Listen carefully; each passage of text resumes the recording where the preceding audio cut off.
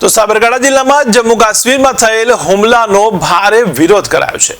ત્યારે સાબરકાંઠાના પ્રાંતિજ ખાતે આતંકવાદ વિરોધી પ્રદર્શન યોજવામાં આવ્યું, જેમાં પાકિસ્તાનના પૂતળાનું દહન કરી મુર્દાબાદના નારા લગાવ્યા હતા।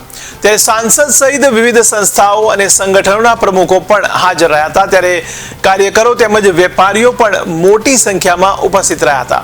ત્યારે મોટી સંખ્યામાં લોકોએ કેન્ડલ માર્ચ યોજીને શ્રદ્ધાંજલિ આપી હતી।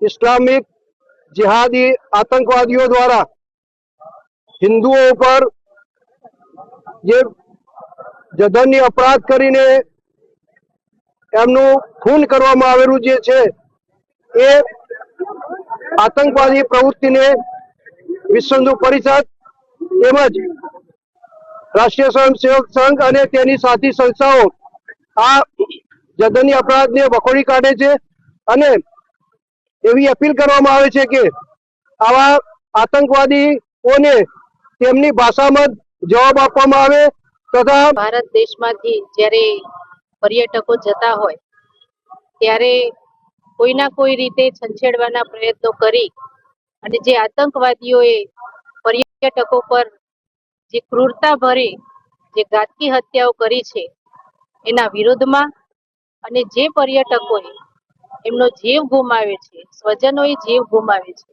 એમની આત્માને શાંતિ મળે એ માટે અહીંયા શ્રદ્ધાંજલિ આપવા માટે પ્રાંતિજના સૌ નગરજનો ભેગા થયા છે અને શ્રદ્ધાંજલિ અર્પી છે। સાથે સાથે સમગ્ર રોષ છે અને સમગ્ર